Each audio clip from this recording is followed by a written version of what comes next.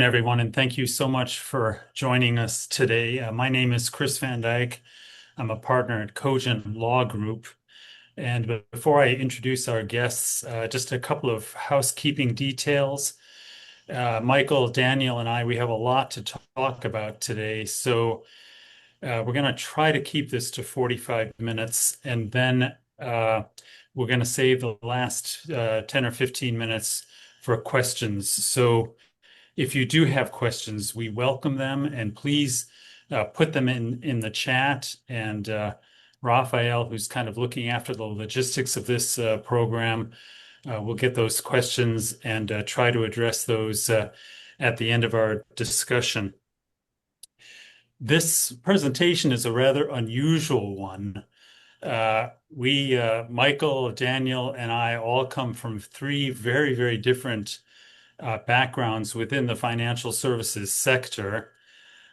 Michael, he is in IT, and I'll give more formal biographies in just a moment. And Daniel, he's in the payment services industry. And most of my work at Cogent Law involves advising banks and credit unions on getting into the cannabis banking space. We're going to explain why we kind of took this cross-functional, cross-sectional view toward managing risk and maximizing profitability. We'll talk about that in just a moment or two. So I would now like to introduce Daniel and Michael a little bit more formally. First, Daniel.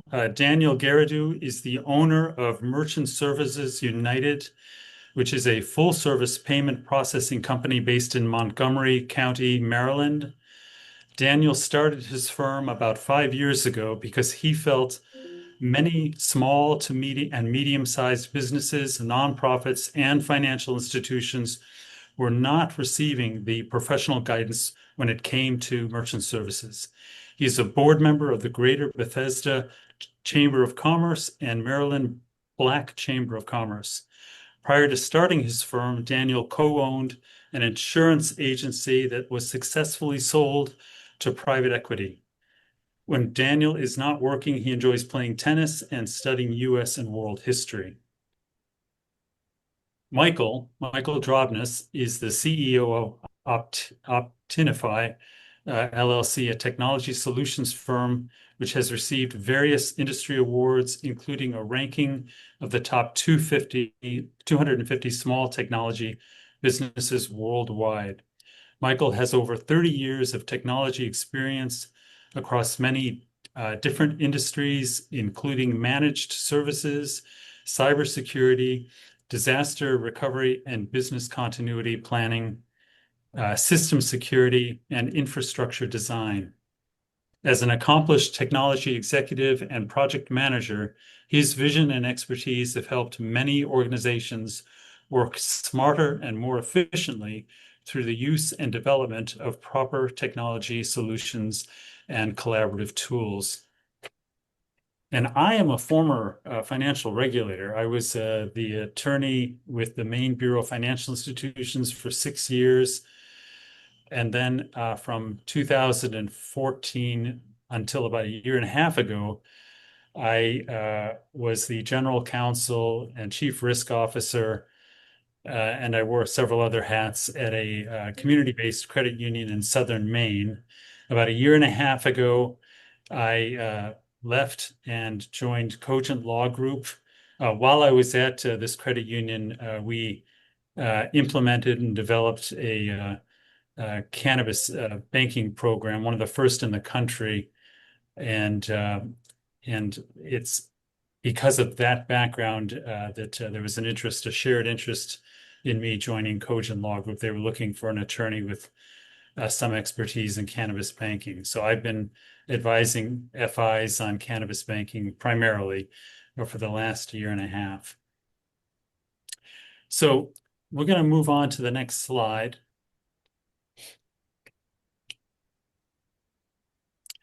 So what's holding FIs back in 2025? And we've always got this ever-changing landscape, changing landscape in regarding risk. And Michael, maybe I'll start with you.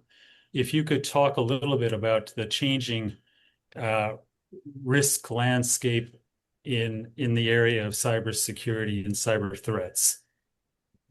Sure. Thank you, Chris. I mean, cybersecurity covers a variety of things, and obviously, in the fintech and in the FI world, there's a lot more that you have to worry about besides just protecting your data from getting encrypted. There's a lot you have to worry about in terms of what that data is, and then how are you going to utilize that data. And so, when dealing with things in the cyber world, you have to not only consider the fact of what's going on and how people are trying to access your data and hack your data. You also have to deal with the fact of what are you doing internally as it relates to artificial intelligence, as it relates to the management of that data. As a simple example, when the Copilot product was rolled out from Microsoft, and this was a different industry, but they rolled it out and they implemented it into the system. And an employee in a large organization was actually able to utilize Copilot to inquire about everyone in the organization's salary. Went in there and says, "Hey, what does so and so make?" And the data came back, and it came back and said, "This is what they made." Now, obviously, that wasn't a cyber attack. What that was inappropriate or inaccurate ways of managing the data.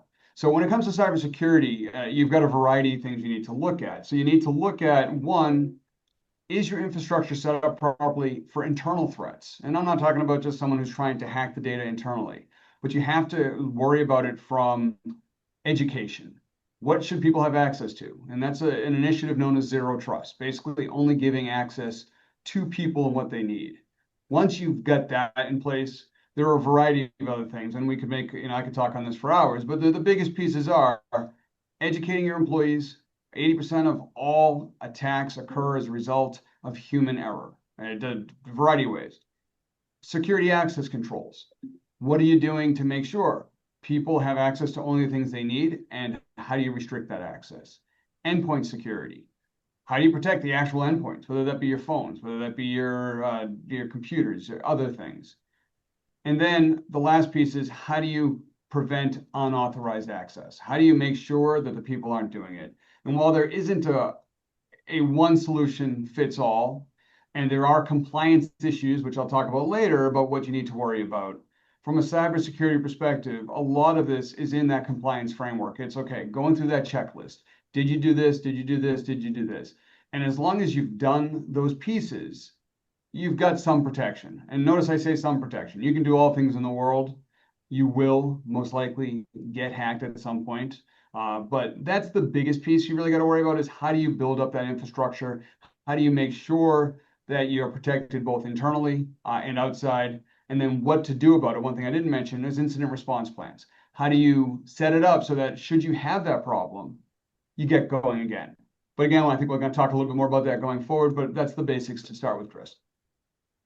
Yeah, thanks so much for that, Michael. And Daniel, what about you? What are the chief risks you see in payment services industry right now?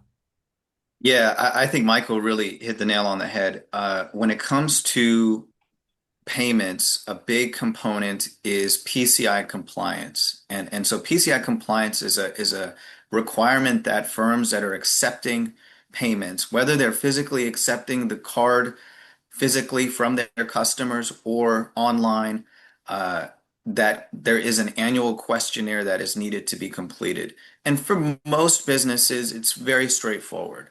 But for example, an e-commerce business or a business that is conducting online, especially, there are specific vulnerabilities that they need to make sure that they're preventing that sharing of data, whether that is internal or external.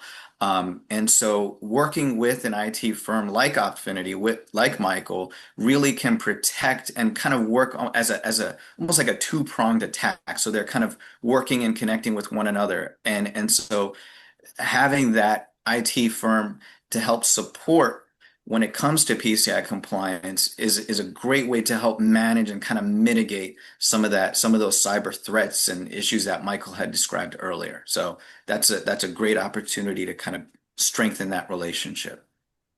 Yeah, thanks so much for that, Daniel. And on the cannabis banking side, if for any uh, financial institution that has gotten involved in this or is thinking about it, there are going to be some other vendors that you will be using. And, you know, uh, quite often, if there is going to be a data breach, it's going to be through a third-party vendor, not directly through your FI. So, appropriate due diligence on the part of for those vendors, and depending on the size and risk of your program, uh, chances are those vendors are probably going to be classified as a high risk vendor. So you'll want to conduct thorough due diligence on that. And I think Michael's firm would certainly be able to assist in reviewing the material that is provided as part of that due diligence. Would that be right, Michael?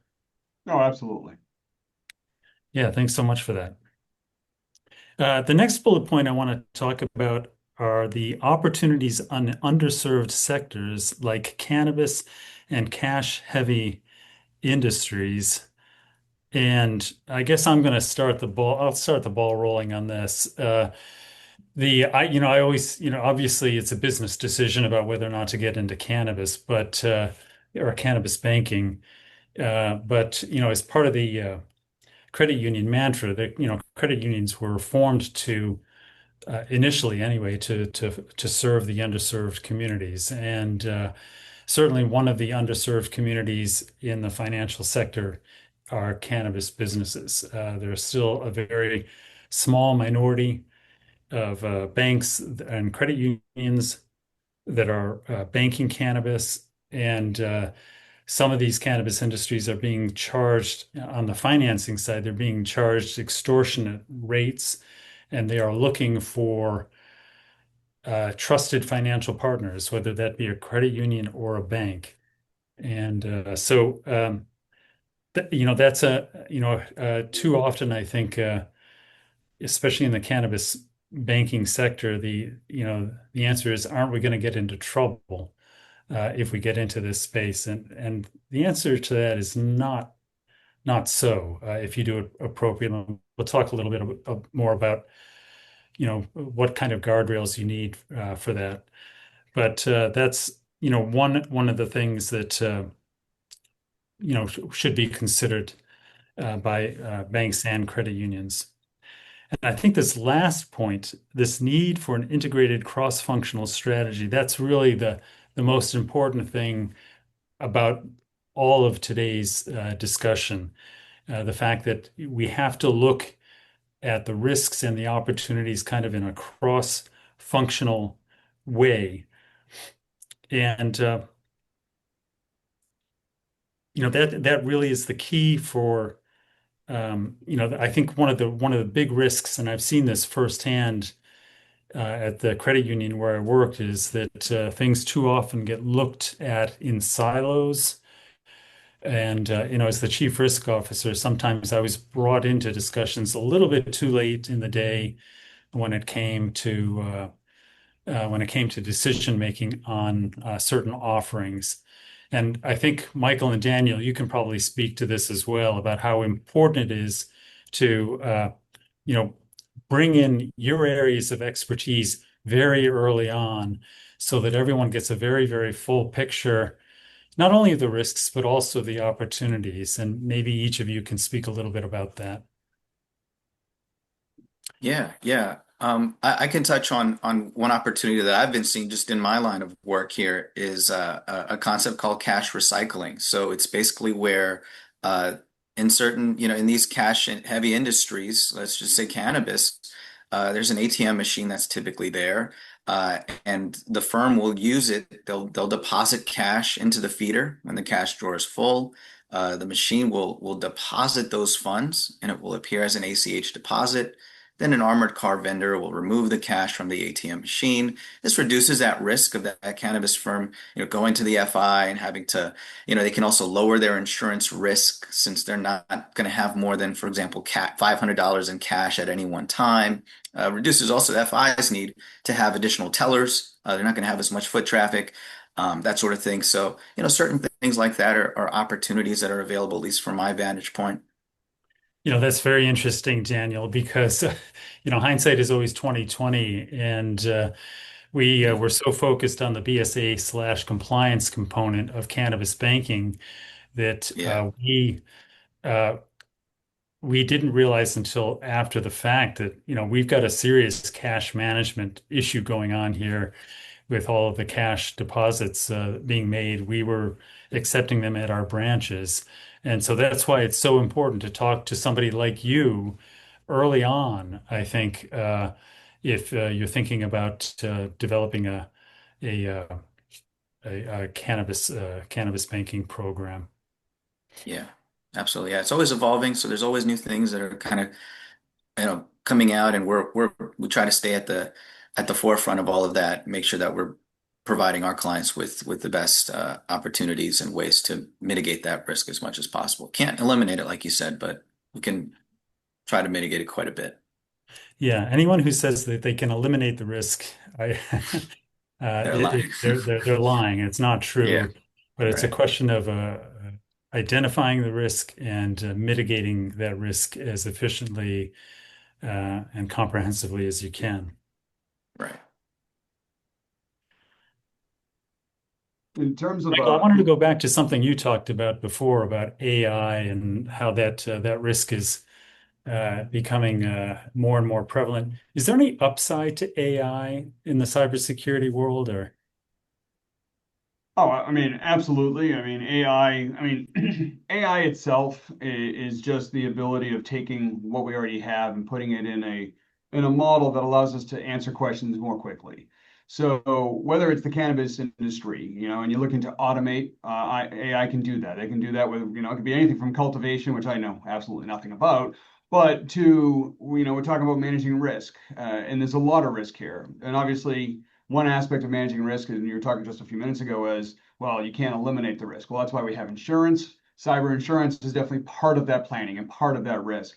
But AI is providing a way to automate in an educated fashion. I mean, that's really all it is. It's AI is just the information revolution going again, which is, okay, how do we automate things, but in a way that we don't necessarily need as much human intervention in a way. So when you look at that and we look at risk management and we look at what's going on, absolutely, there are ways we can utilize AI to check on what it is that we need to do. So when you're dealing with regulatory compliance, whether that's in the marijuana industry, whether that's in the, Sarbanes-Oxley or other financial things like Daniel brought up a PCI compliance, there are AI tools that will allow us to not only maintain that checklist, not only fill that information out, but also take a look at things that can be done in an automated fashion without human intervention. Now, the downside to that, of course,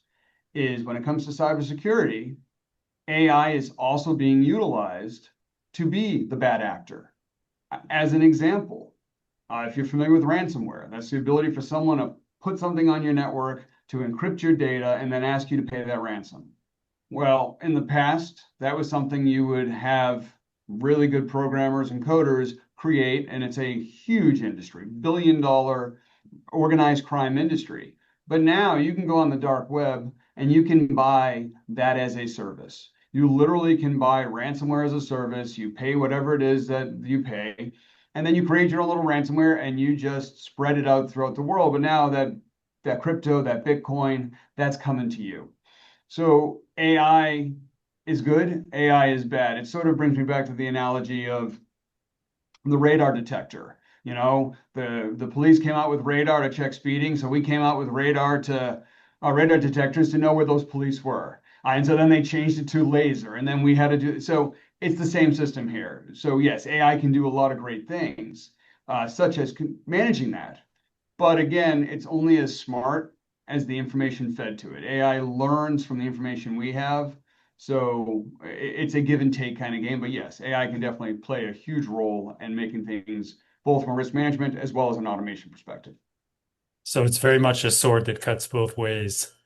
Oh, absolutely. It's funny you mentioned that I'm familiar with some compliance software that's pretty sophisticated already in terms of, generating alerts on suspicious activity. But I can well imagine that in the very, very near future, that sophistication is going to increase exponentially with the integration of AI on that. So that's a good upside, I guess, to AI. Yeah, absolutely it is. But, like with anything, it's how you utilize the technology that makes the difference. Sure. Raphael, I think we can move on to the next slide.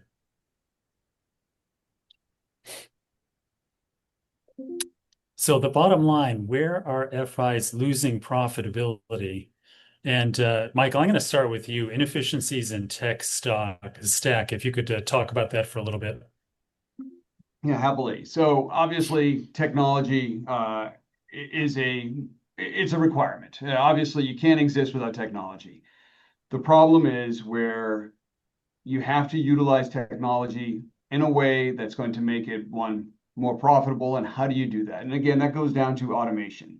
So that automation can be as simple as data entry using robotic process automation. So you can handle the data entry, you can handle the transactions, you can do things much quicker, much more quick.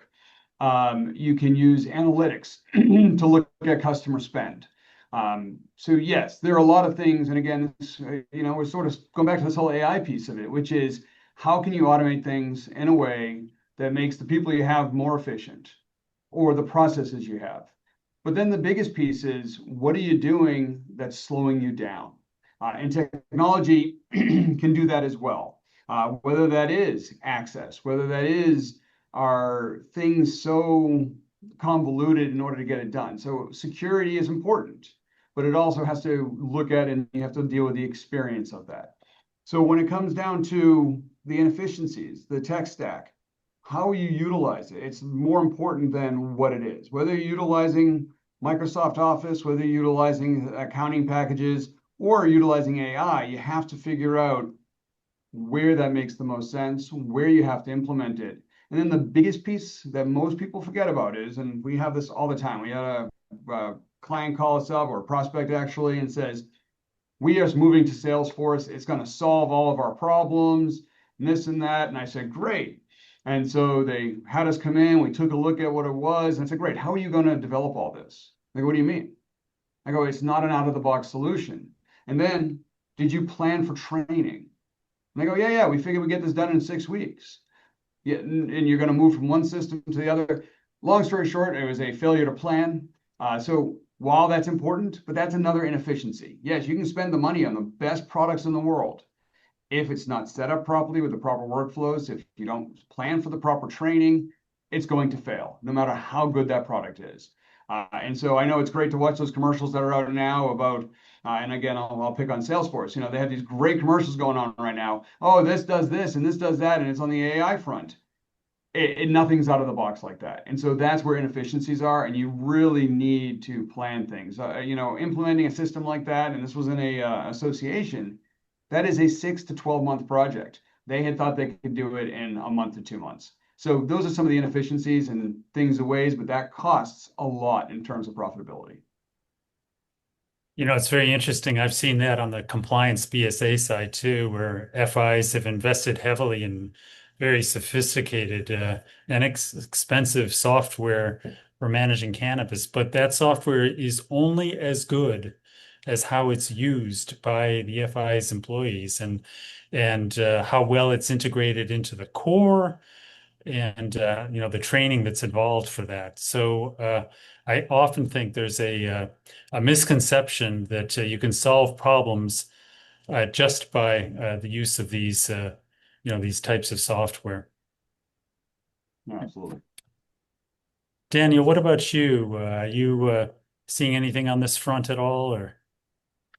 Uh, a bit, probably more so when it comes to really the underutilized fee income, to be completely honest. That's where we tend to see the most value. Um, and working with, merchant service firm like Merchant Services United, we'll help with portfolio conversion where there are member firms that are still on legacy systems, their pricing hasn't been reviewed in years. These are great opportunities. Current point of sale systems that do more than just process a sale, right? So FIs should really look to partner with firms that offer integrated solutions like inventory management, CRM tools, payroll services. Credit unions are going to, they can provide more value to their business members this way. And this is really what businesses are demanding from their financial institutions. So these are the solutions that will keep them really front of mind and be able to compete with a lot of the other solutions that are out on the market. Michael was just talking about Salesforce, again. So the that's what's looking, but we need to make sure that we're planning and having all of those tools and everything in place to properly implement this technology. These additional services ultimately they're going to command higher fees. They're going to create stickier, more loyal relationships, and ultimately to lead more to more profitability. So you'll be able to turn maybe a liability or at least an underutilized asset into a real positive. Yeah, that's great information. And the underutilized fee income is, it's something that's fee income is something that's often overlooked for institutions that are looking to get into cannabis. We, at the time that I left the credit union I was at, the fee income was very, very significant, a full 25% of our ROA. And if you're getting into the lending side, the interest income is very significant too. And so, you too often, I think, on the cannabis banking side, financial institutions are looking at the potential downsides and are not looking at the upsides. And it's you have to be patient, as you both have pointed out. You've got to be patient with your implementation. Same with cannabis banking. You have to be patient with the program as it develops traction. So, biding patience, I think, is one of the uh, key ingredients to starting a cannabis program. And again, I'll talk a little bit on the third point here, and both of you jump in if you wish. But the other thing that I've seen too often are BSA officers and chief risk officers putting the brakes on any discussion relating to cannabis banking. And the initial reaction is it's going to be too much work and there's going to be too much risk. And there is work up front, but it's amazing how quickly efficiencies develop once you get your program rolling. You have to be patient at first, but efficiencies develop very, very quickly with your BSA programs on the filings for that. And again, they're not really looking at the upside. So it has to be a decision that's made not just by your compliance and BSA department, but also by your CEO obviously needs to be involved. The CFO should be involved, and obviously the board is the final decision maker on cannabis banking. So it's not just a matter of looking at the downside, but you have to look at the upsides too. Okay, I think we can move on to our next slide. Okay, managing and mitigating risk. What do the risks really look like in 2025? And Michael, I know we've touched on this, but I'll let you jump in here again if you wish. Yeah, happy to. So there's really two risks. Obviously, failure to manage your compliance is the biggest risk. Whether that's fintech laws, FinCEN, PCI, there are fines, there are other issues beyond the actual risk of what could happen. So that's probably the biggest piece. The risk of inaction and doing that is even bigger because obviously if you do not take the appropriate actions, both from compliance or from cybersecurity, you're going to be in a lot of trouble. And where is that trouble, and what can you do? Well, the first piece is you could literally go out of business. I mean, that's really straightforward. I don't remember the statistics. They've been a couple of years since they released that statistic, but I want to say it was around 50% of all businesses in the first 4 years who suffer a cyber breach will go out of business. And it's because they didn't do that. Second is that when you get that cyber insurance and you do these other pieces, if you do not take action, your cyber insurance will not pay out. It's that straightforward. Now, I can tell you, most of the times we've seen any issue that has come up, we've seen those payouts because, again, they're following the steps we've provided. They're putting in place the components, and what are those components? Operational controls. Well, that's easy. Employee training, make sure they're doing it. Security access, running MFA, making sure that you have it. I don't know of any compliance program that does not require multi-factor authentication. And these aren't difficult. These are things that can be done. Endpoint security, that's paying for software. And again, if you have an IT company, they're doing this all for you. If they're not, they should be. But it's also, okay, what happens when things happen? Because things will happen. It doesn't matter how good of your controls you have in place, this and that. All it takes is one employee filling out a form that they got on a phishing email. And right now they estimate 3.4 billion phishing emails go out every single day. Think about that, 3.4 every single day. So an employee is going to click on something. It's going to happen, no matter how good of the training. But when they do, and they fill out that information, next thing you know, the person's logged in as them. Okay, and in the financial industry, it's very, very important because we're seeing this. I just did a webinar recently with a local bank on bank fraud. I mean, it's very simple. So when you're in the financial side of things, where you've got the money, you've got all those other pieces going on, it doesn't take much for a wrong piece of information to look like it's coming out from there. So what is that risk? The risk is huge. What can you do?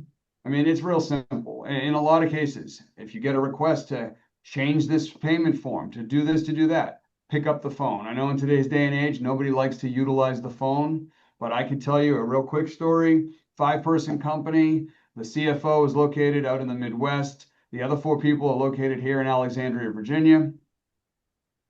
The CFO received a note to add a new vendor and wire $45,000. Looked legit, did the wire, found out CEO never sent it. They used a fake Gmail, had just changed the person's name. What was the risk? Well, the risk would have been averted just by a quick phone call. Hey, did you just ask me to do this? There are simple solutions to a lot of this, but the risk is big, and it's becoming bigger because of, as we go back to AI, it's making it so much easier to do this as a service. So the risk is huge, but there's a lot you can do, but the cost of inaction is the biggest piece. It could be the end of your business. It also could be jail, depending on what you do, because of how it could relate to fraud. So the risk is huge. I'll leave it there, Chris. Yeah, no, those the phishing, I think is probably one of the greatest risks regarding cybersecurity, and it's that employee who's gonna click onto that attachment in an email, and I think that's why you mentioned training a few times, and how vitally important cybersecurity training is for employees. Is that something that Optfinity offers to FIs? Oh, absolutely. I mean, in fact, if you work with us, it's a requirement. We actually have a security suite that every single client of ours. And so, and the training is not difficult. The way it happens is you have an online training. Most, and I don't know what PCI is, but I know HIPAA compliance and a few others are requiring it. Cyber insurance policy requiring it at twice a year now. But you do this online training, 45, 60 minutes, ask you a few questions. And that's the simple part. And then every week, we send out a fake phishing email. And so if someone clicks on it, not only Nice. does the contact get told, hey, here's the people who've been clicking, but they do it twice, they have to go back and do the training. And the goal is obviously, but I will tell you, the funniest part is that normally it's the CEOs who click it the most. Yep. So for whatever Yeah, I've reason, seen, but that is what I've been happens. witness to that myself. Yeah. And that will offer a very steep learning curve to those who've clicked. Yes. I can tell you right now. Now, what about tabletop exercises? Is that something you offer? Mike, if a breach has occurred, for instance, and you're you're in touch, they're looking for ransom, for instance. Do you offer scenarios where your senior management gets together and talks about what to do in those kinds of situations? Yeah, so typically tabletop is what happens before the breach occurs. So yes, we'll sit down, we'll work with them, and we'll come up with, okay, here's that plan. This is the plan of what happens. What you're talking about after the breach, that's more breach response. And so in that case, we project manage that, but we bring in the experts who focus specifically on that, who focus specifically on how to negotiate ransom down if they really want to go that route. We highly recommend they don't for a variety of reasons, but we know some places have to. I can honestly say we have never had to. I have a firm that we work with, well, that I know of. We actually have clients who work with them, but we have not had anyone where we've had to pay off ransom. Everything has been backed up, unencrypted, so we've never had to deal with that. But there are firms that we are associated with who do specifically that, and that's all they do. So yeah, so we do manage that project, but yes, if you're going to go that route, we want to bring in someone who does this on a regular basis. Yeah. Yeah, thanks so much for that. And Daniel, maybe you can talk about, I know you've touched on this a little bit, but the cost of inaction and or partial programs, and how does that relate to your sector? Yeah, yeah. So yeah, just to touch on what Michael has said about some of the online kind of phishing and all of that, I'll also just mention in my space what we've actually been seeing, believe it or not, is more check fraud and kind of your old school financial fraud. So for example, we'll have a client that's receiving deposits each day, and this situation wasn't even something with my firm. It was with another processor where they had someone doctor a check with different deposit instruction, different account number, and they had somehow gotten a hold of that business's email address and said, "Hey, we want to change the bank account where our funds are deposited to each day," and provided a copy of this, fake check, and started receiving funds for that business, and it became a huge problem. So, believe it or not, some of those old school kind of technologies that we don't think about so much nowadays are still happening.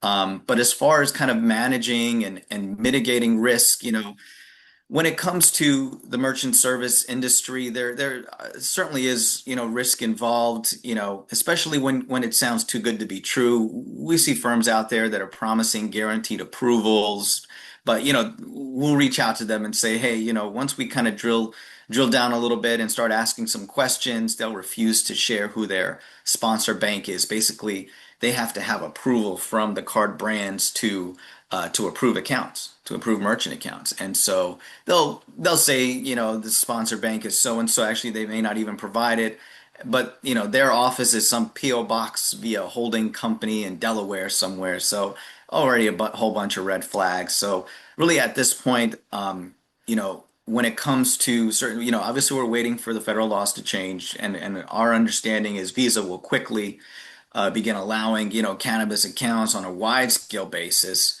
They're already operating in jurisdictions where, cannabis is legal, so that's not a concern. And of course, we have firms that are in the space. Maybe they're providing, THC topical products and different things like that.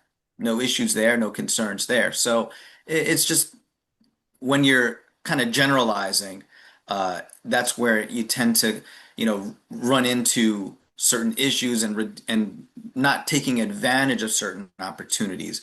So it really comes down to education and learning about what those firms are doing, and FI is really educating themselves and making sure that they understand the risk and can assess it appropriately. Yeah, checks and check fraud have not gone away.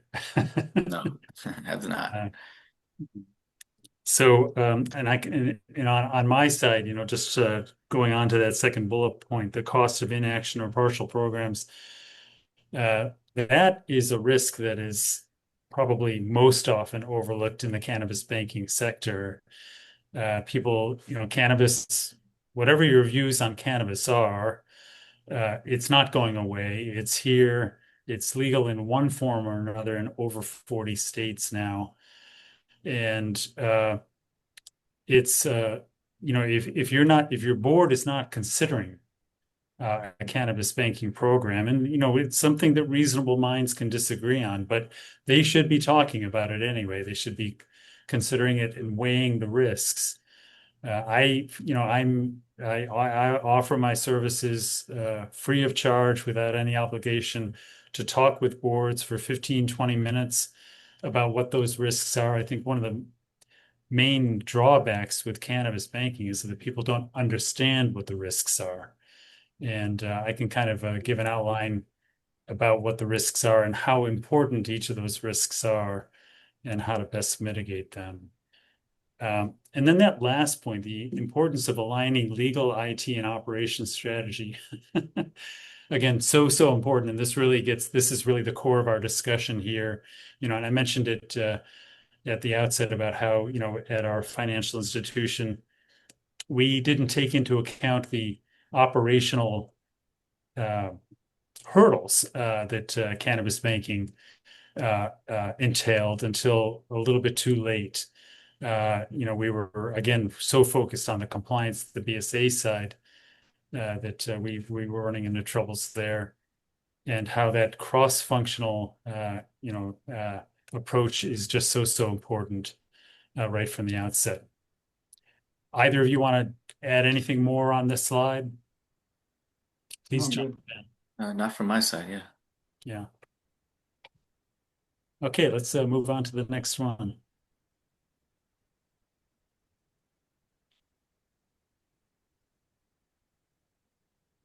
So, Daniel, I'm going to let you talk a little bit more about Merchant Services United and Yeah.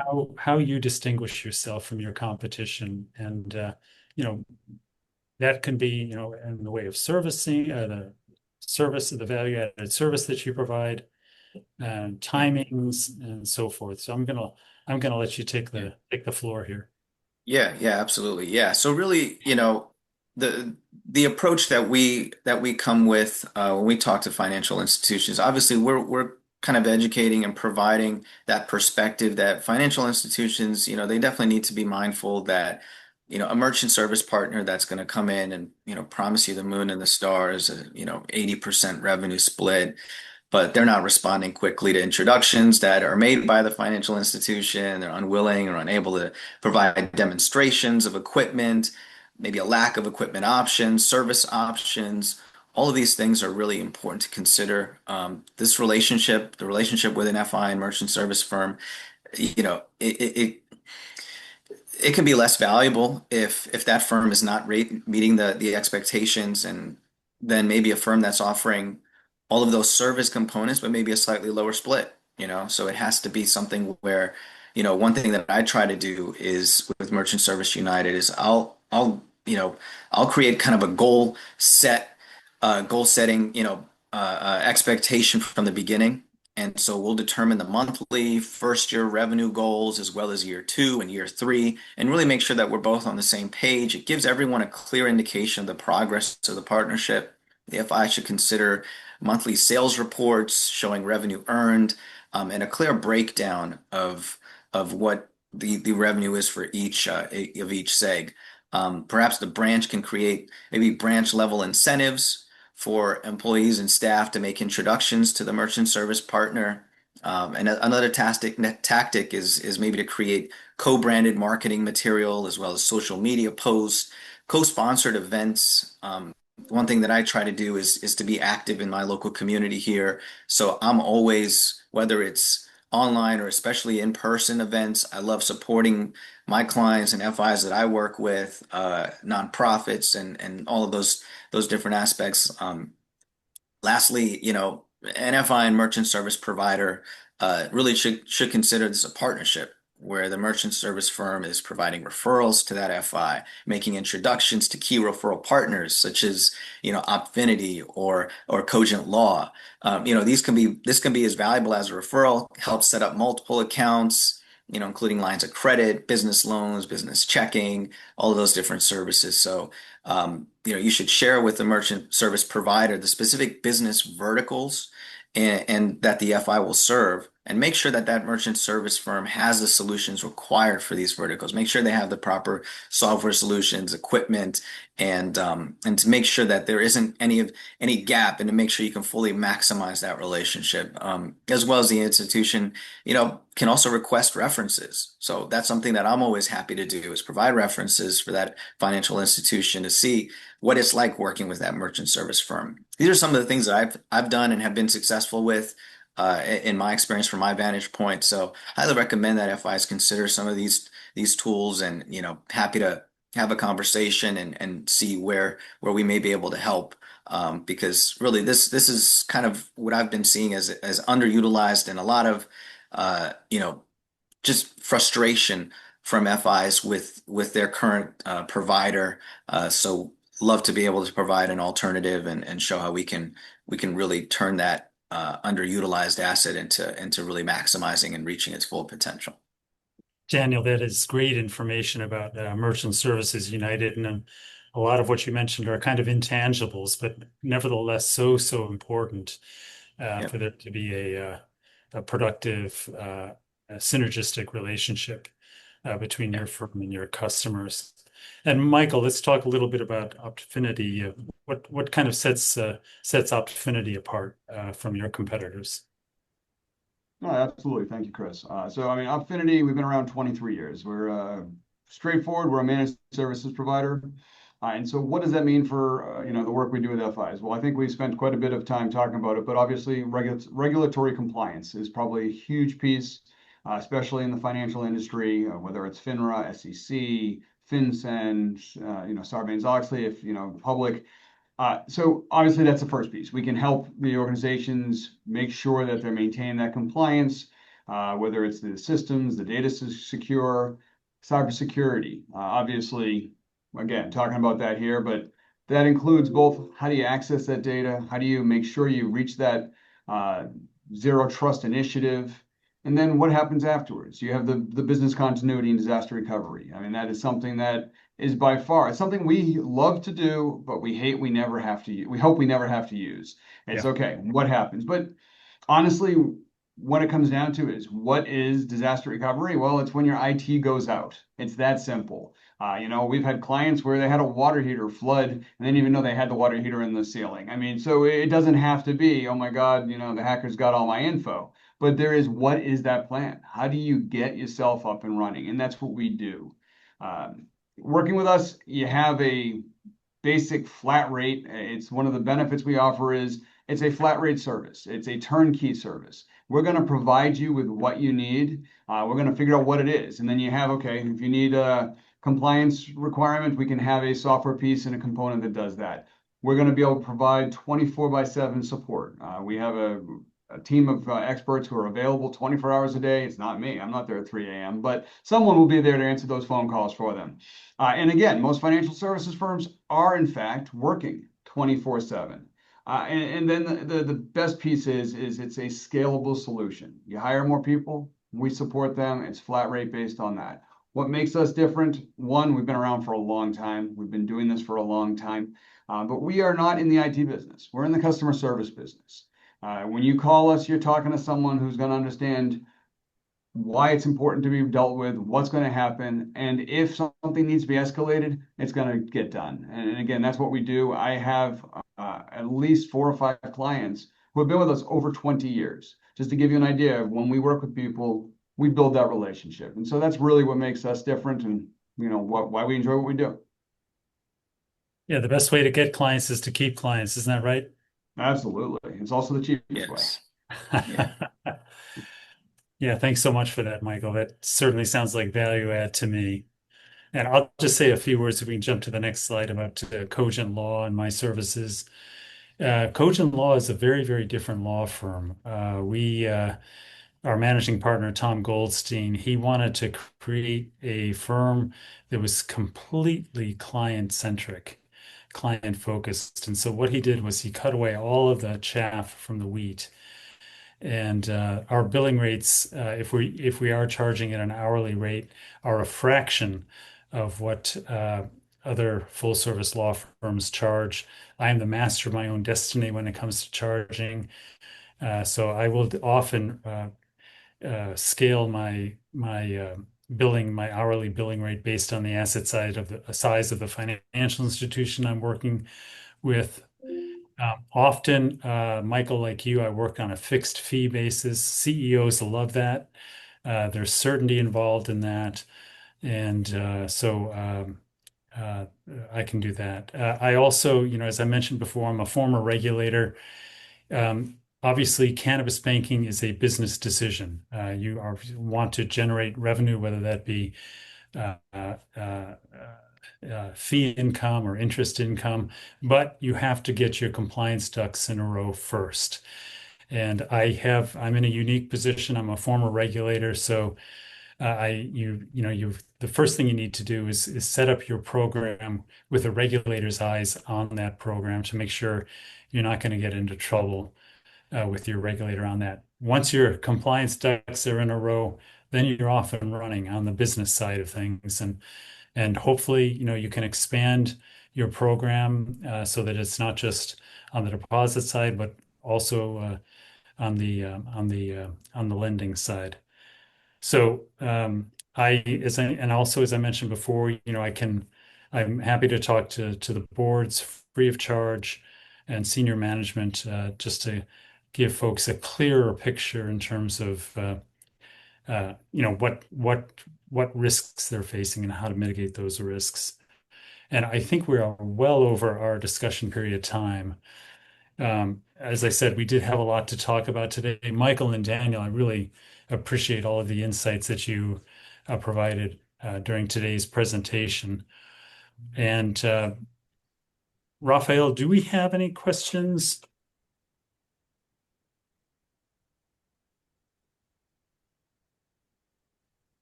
Okay, no questions so far. We Great. just have one has just arrived. Okay, and what's the question? What if our board is hesitant? Yeah, and again, I'll speak to that first. That is generally one of the great roadblocks toward cannabis banking, and that is specifically why I do offer to talk to boards. I'm happy to, and again, this is at no fee or obligation. I can talk to them about my experience with cannabis banking, but most importantly, I can talk to them about what the risks are and how important and how unimportant they are. Because there are a lot of unimportant risks, risks that are, I think, too often the focus of financial institutions when it comes to that. And I know, Michael, we touched on this very early on. I would imagine that, some of your stuff might be a hard sell to boards, again, because your your success is in nothing terrible happening, right? Yeah, I mean, honestly, the sell to boards is typically the issue of inaction. Okay, we can maintain efficiencies, we can maintain systems, we can maintain some semblance of security. But what happens for that time where it's not there? By not putting in certain components, what is that cost of inaction? That is typically how you justify to the board, this needs to happen. Because if you don't, this is what might happen. And so, yes, yeah, for us, obviously, we love it when the phones aren't ringing. I wish in IT that would be the case, but that's really the biggest piece. Okay, thanks so much. And Daniel, you pointed out all of these extremely valuable intangibles that your firm provides. I can imagine that, from a financial institution's perspective, that might be they're always looking at the numbers. So Yeah. maybe you could talk about that for a little bit. Yeah, it's something where we can provide real world, like I said, real world numbers based on the different segs, what how we can structure the plan to fit your goals and what you're looking to do, and work to really make sure that we're staying up to date with that. And if we need to make adjustments, we can, but it's totally being uh, you know, transparent about the progress and what action is being taken, and really being a partner and working with you to reach those goals that we set, right? So that's, through a lot of those aspects and strategies that I talked about earlier, implementing those can really make things, can help us reach those goals and beyond. Okay, it looks like we might have one more question. And what is the question, Raphael? What's a real world consequence of not having a tested incident response plan in place? Michael, sounds like that's your bailiwick. Yeah, yeah. Yeah. So, I mean, obviously, there's two ways of looking at it. One is, well, everything's going to go exactly as planned. And if anyone has kids, they know that just doesn't ever happen. But in the real world, I mean, obviously, increased downtime. You don't test it, and oh, wait a minute. Financial losses, reputational damage. I mean, those are the real world examples. But in reality, the question is, what are you thinking about? Most people think of an incident response plan as, what do you do in an IT world? It's not about that. It's about, what do you do with the people? What do you do with this? If all of a sudden you can't have access, how do you handle that? That's the real world response plan. All right. So it's like, okay, well, we did this, and this. Oh, we forgot that. Now what happens? But yeah, I mean, the biggest piece is increased downtime, financial loss, and reputational damage. Those are probably the three that come to mind of real world examples of what could happen. Yeah, thanks so much for that, Michael. I want to be respectful of folks' time. We are coming up to the end of the hour. I do, if we could just move to the next slide. I think I speak for Michael and Daniel that, if folks have any questions whatsoever from the things we've talked about, please feel free to reach out to each of us. I think I don't think I'm speaking out of turn when I say that all three of us are more than happy to address any follow-up questions. And Michael, Second. yeah, Michael and Daniel, I want to thank you again both very much for your time and Yeah. insights today. I think it's been a worthwhile program. And lastly, I want to thank the attendees for attending today. Thanks so much. Yeah. And I Thanks think all. we'll call it there. Yeah, And no thank you. contracts required. Sorry, there was one question that I saw. So no, I do not require contracts when clients sign up. So I tried to type it in the message there, Okay. but Yeah, thanks all for right. adding that, Daniel. All Yeah, right. Daniel, Michael, thanks so much. Thanks so much, everyone. Yeah. All right, thank Thanks you. you. Take care all. Okay, bye-bye. Bye now.